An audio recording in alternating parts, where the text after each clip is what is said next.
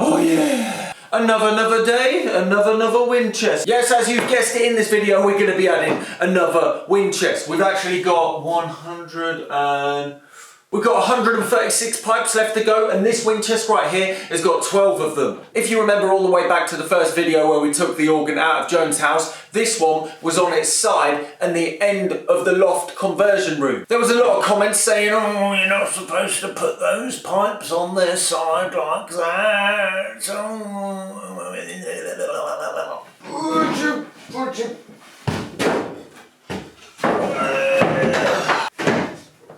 Yeah. This wind chest acts exactly the same as the wind chest that we did a couple of videos back. The Big Mamas, the one that had the dual electro-pneumatic action. Ooh, big words right there. If you remember in that video, there was a dual action setup. And if you're looking here, it's exactly the same in this one as well. So as before, this is the air chamber where the pressurized air is. And then there's even more air that blows into here that pushes these little bellows upwards, which ends up causing low pressure air from out here to actually go into these little bellows over here. And that causes them to collapse, which causes the pressurized air, which is in here, to actually rush out the pipes. In the previous video on this type of wind chest, we filmed the inside of it as it was running and it looked like this.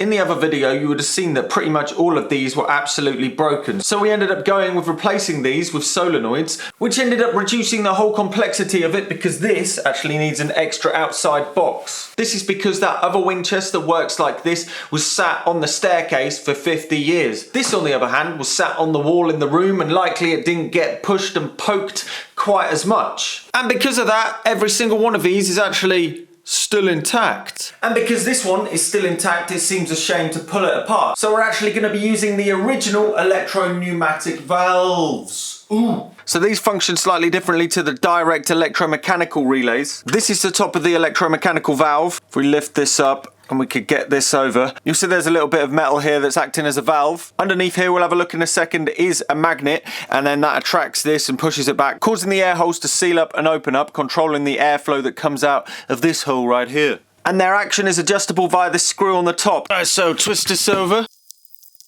Oh, if we completely remove them, we'll be able to see the electromagnet that's underneath. There it is, right here. So this chunky thing is the electromagnet. There's a little hole in here that's connected to the big bellow box that's inside there. Remember that spring that was in here? Well, that opens up, lets the air through there, and makes it come out of this hole right here, which then travels into this hole, and then we'll pop this back in and I'll show you where it goes. And that hole travels through the wood into these little bellows, which you'd recognize from the other video. They work in the same way as the video, not last one, but the one before. And that reduces the air pressure. This comes down, blowing air into this hole right here, which is, there's another hole that blows and comes out of here. So this process of air amplification is pretty convoluted. So what we need to do is wire this up and see if it does anything.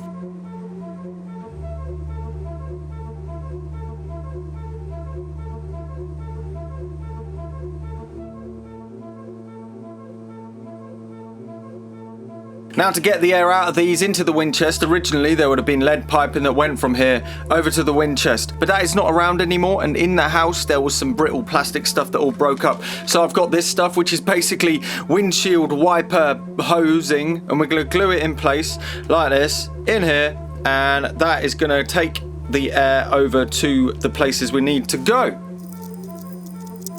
And here is the finished piece with a bunch of tubes that are dangling off. I'm not sure whether it's going to work yet, so the only way we're going to find out is by bolting it all together and seeing what happens. Of course, like in the last video, we added lights, so we just got to keep on doing that to all of the other ones.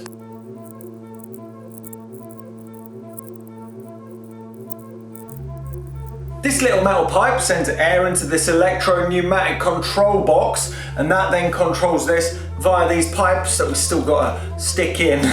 but I'm gonna try and screw it in. Oh, flathead screws. Why didn't I swap these flathead screws? In order to get an idea about how these pipes work, let's pull the end bit off them. This is the bit that makes the noise. Okay, let's have a look and see what horrors lie within. Oh, okay, that's why. the tuning thingamajiggy's fallen off it.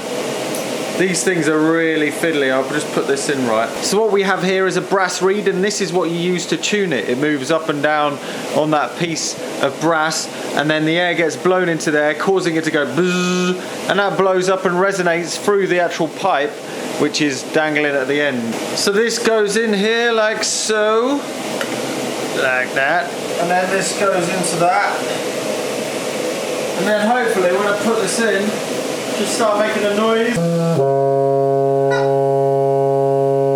And let's tune it.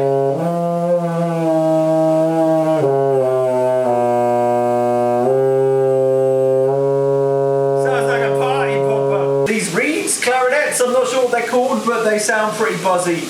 These are going to be awesome when we get them going. Also, you've got to remember that these 12 are only the bass ones of these. There is actually a whole other wind chest with another 61 of these, so that means we have 73 these reed ones. Reed horns or reed pipes? I don't know. Let's build them and find out, shall we? Number 2, let's get this in.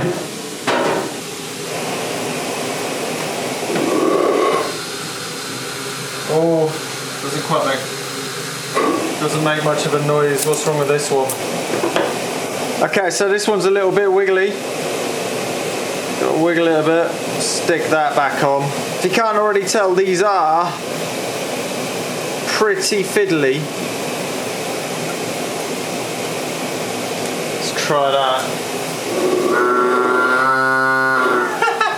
Right, let's pop it into the end of the pipe.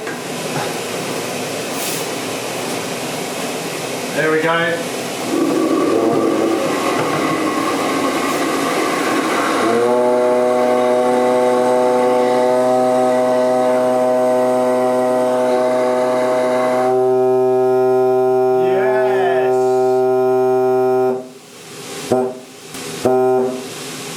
Sounds ridiculous. That is awesome. Yeah.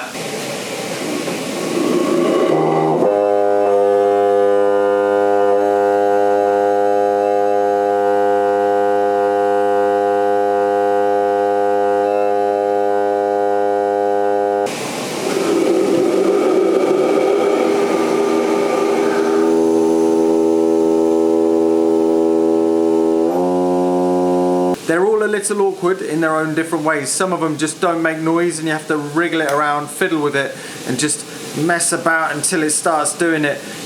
Sometimes this one's been difficult. I think I've sorted it.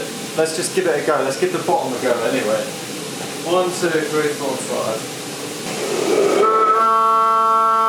So the pipes on these ones just act as resonating amplifiers. The actual sound of the pitch completely comes from the reeds in the bass.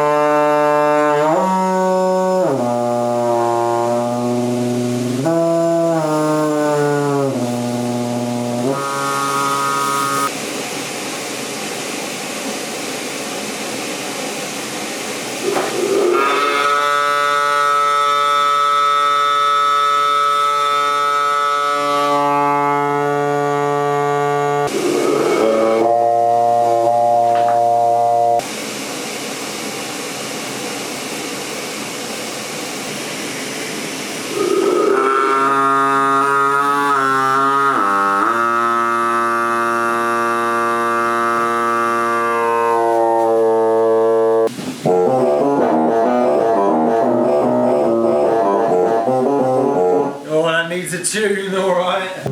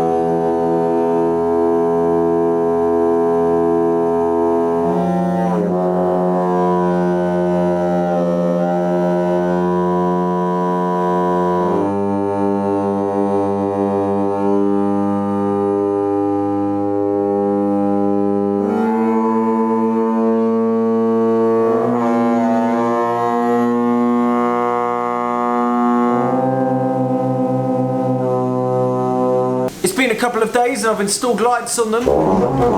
Obviously we've only finished the bass reed ones, we've still got the rest of the rank to go, but it adds a lot of upper volume to it. So this is what it's like without the reeds.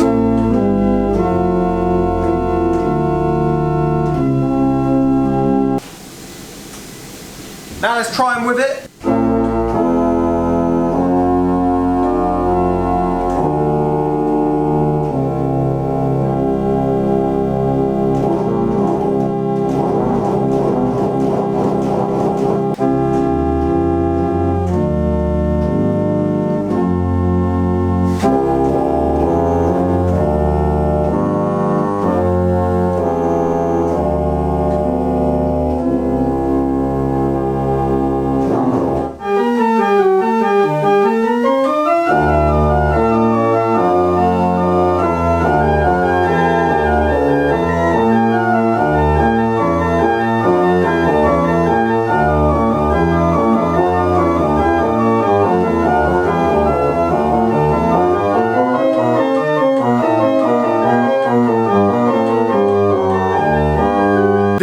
To be my favourite pipes to date. They are so booming. They sound like a pretty angry bass.